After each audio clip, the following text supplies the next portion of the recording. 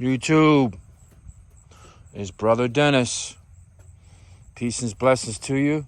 And as usual, I give God all the glory. It's a beautiful Saturday morning. It's a little bit, I guess they're saying it's partly cloudy. What is that on my camera? It says partly cloudy. The sun is hitting a little bit. North is that way. It looks mostly clear to me. I got my birds sitting in this field. It's actually a tobacco field. And those buildings over there are the chicken farm where I did the last 6-mile toss. And it ended in disaster. We got some guys over there actually picking the cotton field right now.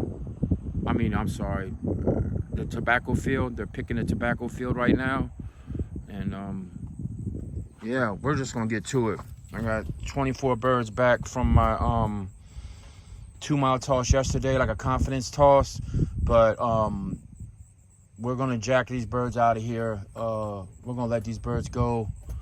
And I hope it ain't deer season, because I see some deer stands and I don't want to be the big buck of the day. So they've been sitting here for I've been talking to Joe on the phone for at least 15 minutes. So they've been sitting here for at least 15 minutes. So without further ado, we're just going to go ahead and we're going to release the birds. We're going to wish them good luck. Good luck, guys. And they just got to do what they got to do. Okay? Blackie, my blackbird is in there, my favorite bird. But it don't matter if you're the daddy's favorite or not. You got to earn your spot in the breeding loft. And, so this is how they're going to do it. It was easier packing 24 birds. Well, let's just let them go and then we'll talk. So, all right, guys. Bon voyage. May God be with you and have a good flight, guys. So I got them both. I open them both at the same time. Who's gonna take the plunge? Who's gonna take the plunge? Oh, are you serious, guys? This is what we're doing. I don't know about my birds, guys. YouTube world, what do you think about this? Did I leave them in the cage too long? Oh no, there we go. There we go. I just don't want them to panic I didn't want them to do that, panic and hit the wire. But I'm out in the middle of the field. I was hoping they would pick up a couple of stragglers yesterday, but they didn't. So, one turn. Guys, they did one turn. Okay, now they're north is that way, home is that way.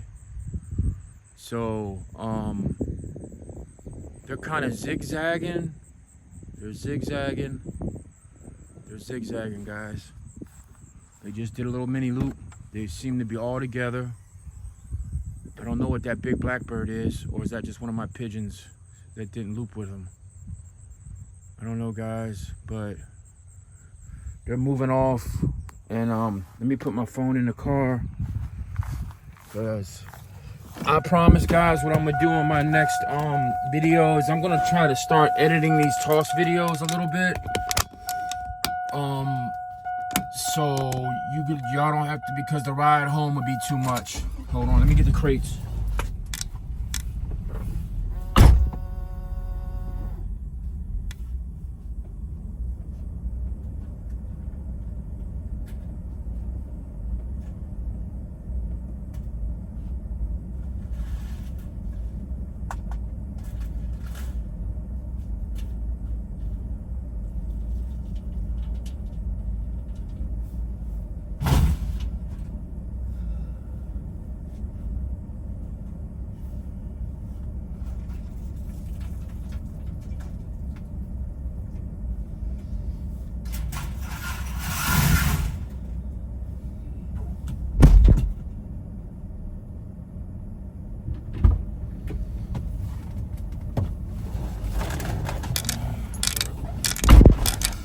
One thing about not editing the videos is guys know that I'm not faking.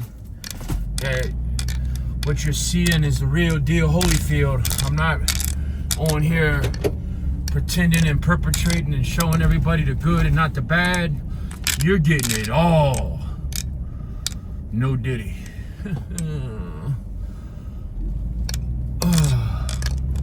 I do believe in God. I do consider myself a man of faith. But with that being said, none of us are perfect. That little hitting noise you hear, that's my guardian angel. Melissa, that was her name. I was in a terrible car accident, and I ended up getting this car. My car was totaled, no fault of my own. And my car was totaled, and I ended up getting this truck, which now I'm going to try to get another car, but that's neither here nor there. But I ended up getting this truck, and then she gave me this as a present, this guardian angel that says that it says on the angel, I'm your guardian angel. I will protect you and your car and all your passengers, and God's with you. And you know, you just gotta have faith, man. Faith is believing. Just because you have faith doesn't mean, you know, things won't happen to you. It just means that you have faith that God's gonna lead you through, right? And that's where I'm at. I just gotta have faith, and I like to document my struggles, because it could help. I'm telling you, a YouTube video basically saved my life. I was watching a big YouTuber. He's passed away now, so rest in peace to Brian Barczyk. But I was watching his channel one day, and he's a big animal guy, like Steve Irwin, crocodile. He's the American crocodile wrestler, whatever they call him, crocodile hunter, whatever. So he was the American version of Steve Irwin. Maybe not as flamboyant, but he loved animals. And one day he just made a video about 4 years ago. I was on the couch, depressed, 500 pounds, couldn't walk. My accident had destroyed me mentally, physically. And he made a video, and he started talking about how he was struggling with PTSD and anxiety and depression, and how every day was a battle, but you just had to keep battling. And I felt like I could relate.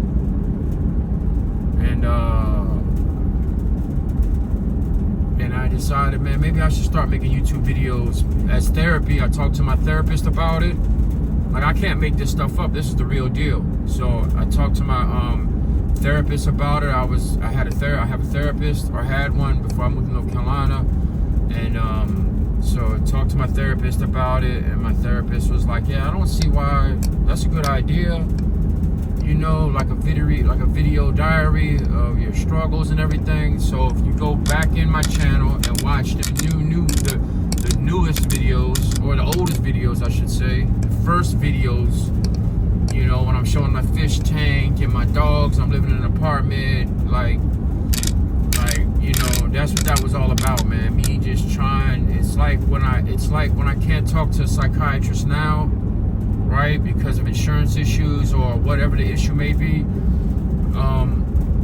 then you can always turn it. Like, I got like 1 million videos in my phone, bro. Like I don't even post them. Like, I'll make a video and then I won't post it, because it'll either get too personal, or I'll be way out left field somewhere. I'll watch it back. I have a rule. I watch my videos back one time, and I either post it or I don't. That's it. That's what I do. That's why, and I don't edit videos. I don't try to cut out words. This is who I am. So I will try to edit the videos, because I notice that my shorter videos get more views. And I guess people's attention spans, and people are busy and all this and all that. But I do encourage you to subscribe to the channel. I do encourage you to like the videos, comment. Let's talk about it. You see me doing something wrong, you got words of encouragement, or criticism, let's just get it in. Now, here's a 2-mile spot from yesterday. I'm passing it right now. So I haven't been looking for the birds. I've just been concentrating on getting home. But it's a 6-mile flight, like 6.2 mile drive. So hopefully the birds are gonna make it home. And like I was saying, supporting the channel actually supports the animals.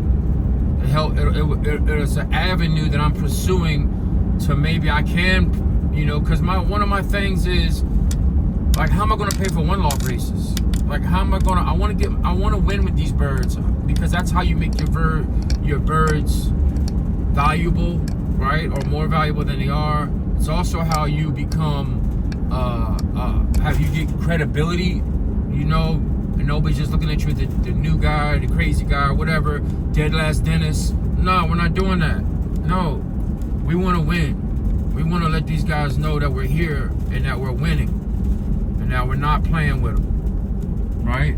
So, that's why we're racing our birds. That's what the racing the birds is all about. To show who's got the better birds, or who's the better pigeon fancier, which I'm not. That's why Joe's helping me, because I know I'm not. That's why I gave Joe a couple birds. I sent a couple birds to Sonny's house. Ruben has some birds, because in experienced hands, I want to be able to see what my birds can do. Send in the one-loft races. See, so while I'm learning how to be a fancier, I'm still getting my birds tested by other people, by one-loft races. And I know which breeding pairs that aren't working for me, which breeding pairs are, right? So that's the plan. The plan is to try to gain a avenue of revenue. You like that? An avenue of revenue. To try to gain an avenue of revenue to help support, like, to grow my pigeon empire and my American bully empire. By the way, video coming tomorrow about my bully puppies. They're doing really well. So I don't want to jinx it, so I haven't been filming them. You know, I'm not superstitious, because that's not the Christian way, but if it ain't broke, don't fix it type thing, right? So we're coming up on their house. It's not cloud, it's cloud. I don't know if you would call this cloudy or overcast. I hope not. It wasn't. Oh man, man, we're just gonna have to leave it in God's hands and hope these birds make it home. I watched the Frank McLaughlin video, and he's like, they have to learn how to fly in cloudy conditions, because when they get released, but that doesn't mean you have to throw them in there as baby birds, you know, where their confidence is. They need their confidence, you know, where they need to build. They need to get a couple successful trips home.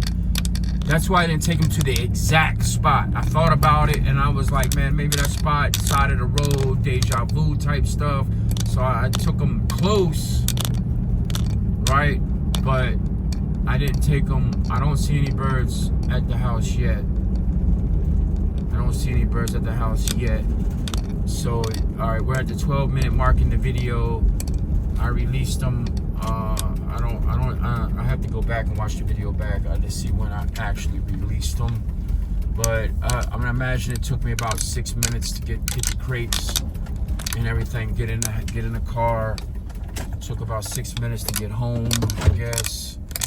So now I'm home, and what we're gonna do is we're gonna walk around here. We're gonna try not to kirk out, because I've been known to get spastic, and we're gonna pray to the pigeon authorities. All right, this is, in my mind, there's only one God, and that's the God, the Creator. So we're gonna say, pigeons, let's go. Come on, guys. See how it's sunny up there? I mean, it's cloudy, but it's sunny. They're flying due north to get home. I see a big black bird. I hear crows. I hear crows. Don't see any pigeons. Well, one thing about it, oh, I see one. Lord, here goes one, a white one. There's a white one. Did y'all guys see that? So there is at least one white one made it home. So we're still in the game. Hey, guy. And that's off my Ornette. Hold on. Hold on a second, guys. We got one bird home. I don't know if that band is black or purple. Let me see. Who are you, guy? Come on. It's a young bird, too. It's a purple band. That's a Barnhart bird. Come on. Come on, guy. Come on. Come on. I don't know what his problem is with trapping. So one made it home immediately. Immediate. And remember I said there was a white bird that made it home first during the crash out? What are you doing, guy? That's the wrong trap. Come on, guy. Yeah, remember I said one made it home immediately? Well, not immediately, but he was the first one that made it home the other day during the crash out was a white bird. It might have been that one. Go ahead, guy. Got one in. So we got one in. Let's see what he does. Does he go to the water? The droppers are in there, greeting him. Oh, I forgot to put the water back up on the shelf. It's on the floor. I noticed that a lot of times I did put a little bit of food in here, so I want him to eat early, so I can toss him early tomorrow with the water. Okay, guy. Good job, guy. Good job. And it's puffing a little bit, right? But that's a young bird. That's one of my young birds. That orange band is on him. So we don't see nobody else. But if that bird made it, being a late hatch, if that bird made it, then the rest of them should be able to make it. So we got one bird. I flew one bird all last year, and I'll fly one bird all this year. The problem is when I paid my club dues last year, my racing dues last year, I had more than one bird when I paid it. I don't know if it's even worth paying club racing dues for one bird. It's $250 to $300 to race. Is it even worth it for one bird? I guess I don't know. Well, if that's the bridge if that's the hand that we're dealt, that's the hand that we're dealt. But that bird made it home. That bird made it home like right at the 14-minute mark or whatever it was. So,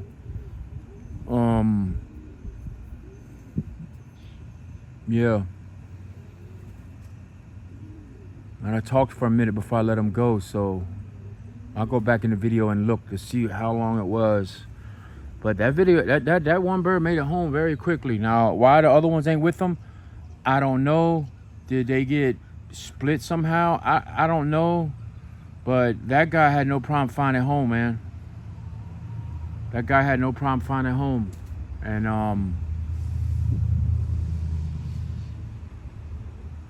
I was confident about today's toss until I seen that. And that guy's either a superstar, but let's face it, it shouldn't take them more than 10 minutes. It shouldn't even take them 10 minutes to get 6 miles. But they're looping around a little bit. They're trying to find their way. They would at least come to the loft, get oriented, and then go ranging. I don't think they would just start ranging, and then say, okay, let's go home now. I don't think it works like that. I think they will fly back to their area, then they would range. I don't know, guys. So I guess I'll stop the video in a few minutes and then look in the comments, or what I'll do is turn the camera back on, film when they come home, and guys, I hope this isn't like the end of my racing season, guys. I hope it's not, man. It's like now I'm gonna go back and second guess myself, do all this crazy stuff. If I could just see a herd of them, because yesterday, like, they came home, some of them trapped, like 11 trapped, 10 of them, or the rest of them didn't, then a couple more trapped, and then like before I knew it, I had like 19 trapped, but 5 were just loft flying over the top of the head. They just was like, let's get it in. So they just kept doing circles. So I'd imagine that's what they would do. They would come home, realize that they're home, right? And then they would fly around a little bit. So I'm really surprised that one bird came by itself.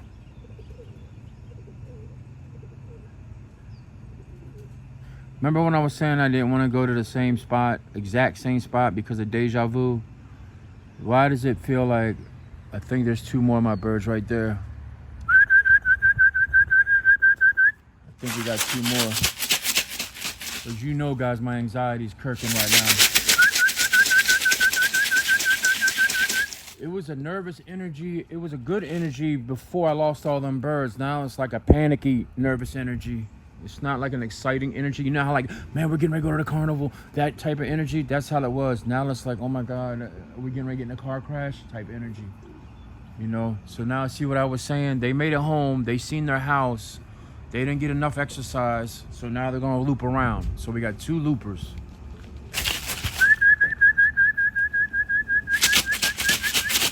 And I think here comes the rest, right? A big flock of them are coming. Oh, they're looping around the gas station over there. I think that's my birds right there. I don't know if y'all can see them, but I see birds looping around over there behind that sign. I don't know why they just don't come straight home and so daddy don't have a heart attack. I guess, are they like the heart attack kids? I think there we go, guys. Here we go, guys. It looked like I got most of them back, or at least in the area. So we got 2 droppers. One's a young bird. That's actually I can see the green band from here. That's a Robinson bred bird that just dropped down on the roof. When they get farther out, they'll trap better, I'm assuming, because they're not even tired. So they're just loft flying now, guys. So 6 miles, it's not long enough for them as far as the exercise goes. But that's a good sign, man. I gave them wormer, I gave them coccidia medicine. I'm still giving them coccidia medicine. So come on, guys. Come on, guys. I just wish I had more birds, but maybe this is better for me because it's a lot easier to basket 20 birds. There you go.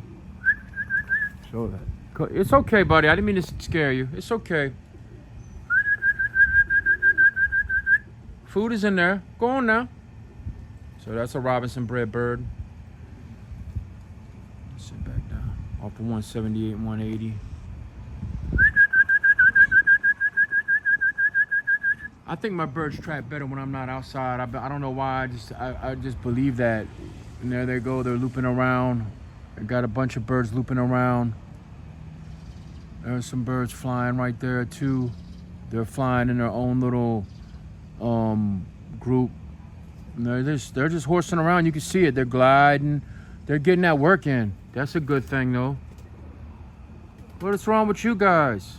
Hi. That bird there that's on the top, it's got a white band on. That's Tommy Tachyon. That's off Grandpa, the old cock that he said was the champion producer. It's a really good looking bird. I noticed when I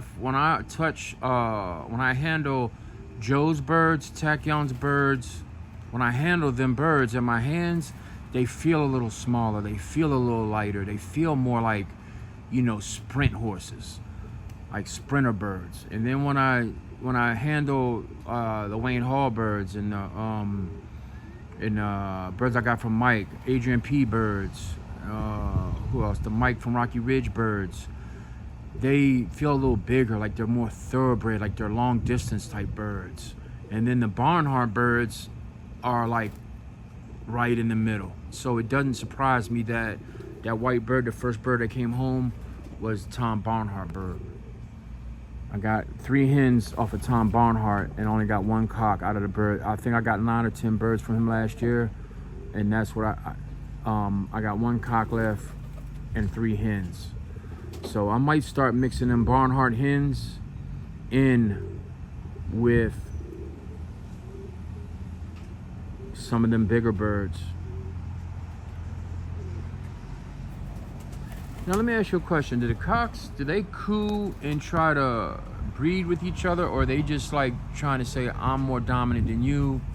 Or like what are they trying to, like what is a breeder cock's cooing and stuff? Cause I keep thinking I left a hen in there, but I know I didn't, and there's no eggs in there. So I don't know if they're trying to attract hens or they just horny all the time, you know? I need to take that wood piece out because they should have that whole aviary. So I'm gonna do that. I'm gonna take that wood out. Guys, I'm not gonna run the video on. These guys are loft flying. Let me try to get a picture of them going when they come by. Sorry, but there they go. So these guys, I don't want to run the video too much longer. So I'm really assuming that most of them are there and that they found their home, that they're ranging. Yeah. Hallelujah. So we'll go back to that one spot tomorrow. I want to kind of jump them to 10 miles. I'll talk to Joe about it. I'll show him the video, see what he thinks. He said I should stay at the same spot like 3 times in a row successful. So don't even count the sorry about the camera work, guys. He said don't even count the first disaster toss. So go 3 successful times, then jump, and don't let people convince you to jump your birds too fast and lose them, because now we can't afford to lose any birds. Now, if I had 45 birds left, I would fast track them a little bit because I could lose 1 or 2. But, and these guys, they can go 10 miles. They can go like, see these guys, they're flying. It's like, they got energy. I think they're just like, we made it home, yes. I think it builds their confidence up.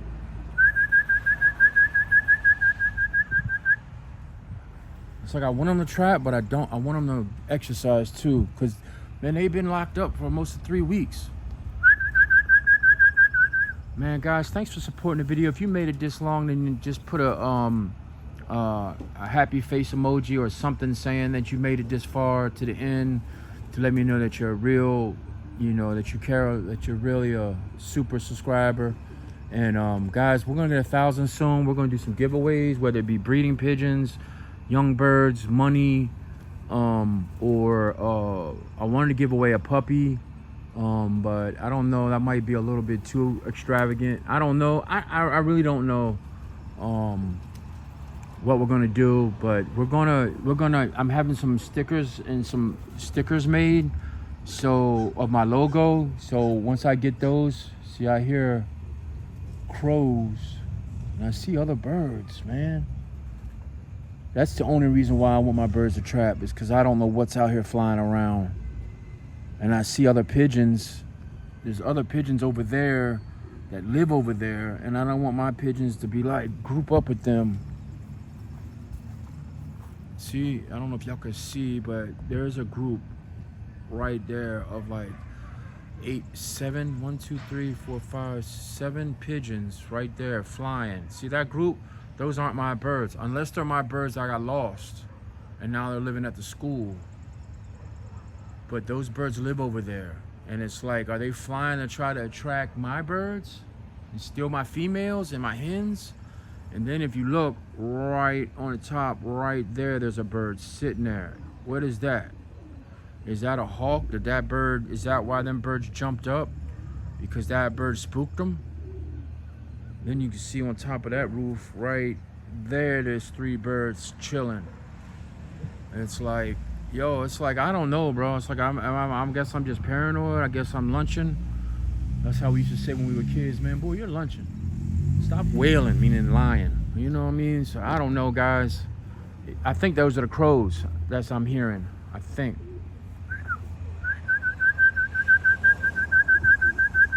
All right, guys. I guess they're gonna just relax and chill, and maybe if I go inside, they'll trap. So God bless everybody, man. Choose love over hate. Make friends, not enemies. And just remember, peace and hair grease.